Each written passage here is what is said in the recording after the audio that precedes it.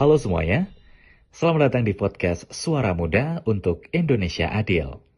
Podcast ini kami buat sebagai bagian dari proyek ujian akhir semester mata kuliah Pancasila di Universitas Pelita Harapan. Dan seperti yang diwajibkan, kami mau menyampaikan bahwa podcast ini dibuat untuk kepentingan akademik, bukan mewakili lembaga atau institusi manapun. Semua yang kami bahas murni untuk pendidikan dan membuka ruang diskusi. Yuk langsung aja kita mulai. Perkenalkan, aku Kurniawan, dan bersama 7 teman keren lainnya, kita akan bahas tema yang cukup berat tapi sangat relevan.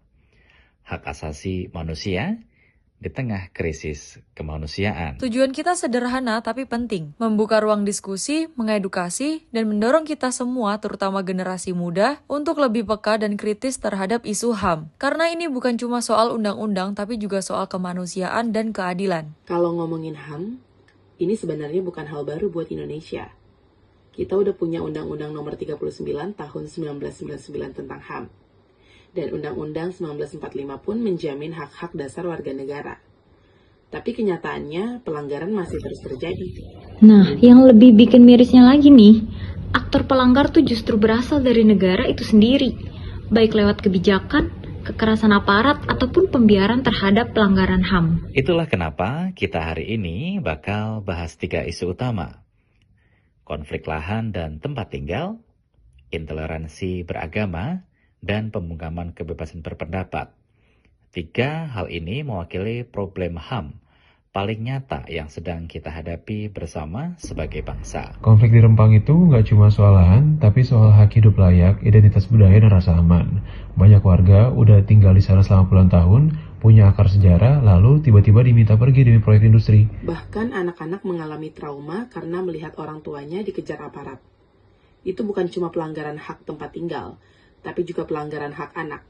Padahal kita punya undang-undang perlindungan anak juga. Pemerintah sih bilang ini demi pembangunan, tapi gimana disebut pembangunan kalau cara yang dipakai adalah kekerasan dan pemaksaan? Pancasila sila kelima bicara tentang keadilan sosial bagi seluruh rakyat Indonesia, bukan hanya investor atau elit aja. Dan jangan lupakan konteks sejarahnya. Warga Rempang punya hak adat dan sejarah panjang tinggal di sana. Kalau itu diabaikan begitu saja, kita bukan hanya melanggar HAM, tapi juga identitas dan warisan budaya bangsa. Ini pertanyaan penting buat kita semua. Apakah pembangunan harus mengorbankan kemanusiaan?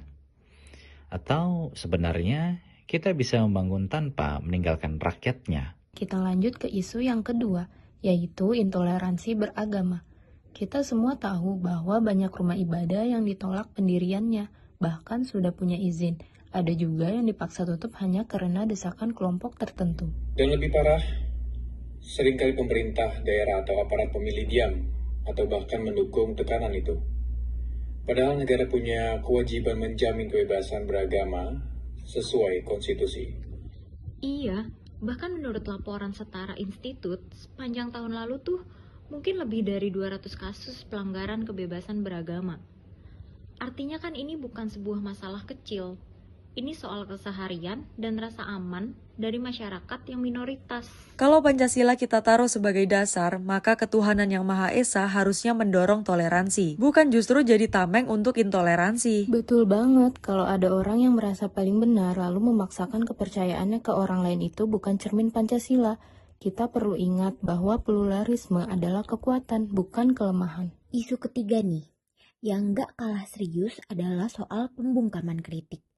Banyak aktivis, mahasiswa, bahkan seniman yang ditekan hanya karena menyuarakan pendapat yang berbeda. Dan sekarang banyak yang takut ngomong karena takut dilabeli menyebar hoax atau melawan negara.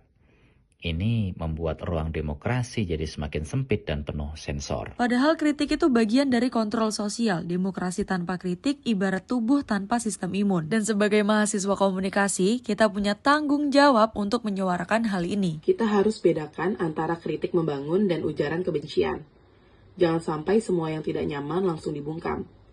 Justru suara-suara kritis perlu dipelihara agar kebijakan lebih adil. Isu-isu HAM bukan isu elit. Ini soal hidup kita sehari-hari. Hari ini kita mungkin aman, tapi kalau kita diam saat ada ketidakadilan, besok bisa jadi kita yang kena. Diamnya kita terhadap pelanggaran HAM bisa berarti kita mendukungnya. Jangan jadi generasi yang cuma nonton, tapi jadilah bagian dari solusi. Bener banget tuh, kita bisa mulai dari hal kecil, kayak baca berita dari sumber yang terpercaya, ikut diskusi, edukasi diri, dan sebisa mungkin bantu untuk menyuarakan keadilan. Nah, setelah kita dengar semua cerita dan fakta ini, satu hal sih yang pasti, kita nggak bisa jadi generasi yang apatis. HAM bukan cuma urusan hukum atau aktivis. Ini urusan kita semua sebagai warga negara. Kalau bukan kita, siapa lagi? Semoga obrolan ini bisa menyentuh hati teman-teman yang dengerin. Mari kita jadi generasi yang berani, peduli, dan bertindak. Podcast ini dibuat sebagai bagian dari proyek ujian akhir semester mata kuliah Pancasila di Universitas Pelita Harapan. Kami ucapkan terima kasih kepada Universitas Pelita Harapan dan dosen pengampu kami, Ibu Doktoranda Devi Staniwaluko M.Hum MSI, atas bimbingan dan kesempatannya. Kami yang bertugas dalam podcast ini adalah Kurniawan, Winda, Lucy, Wildan, Wanda, Chelsea, Faliza, dan saya, Barui. Terima kasih sudah mendengarkan. Sampai jumpa dan mari jadi bagian dari Indonesia yang lebih adil dan manusiawi.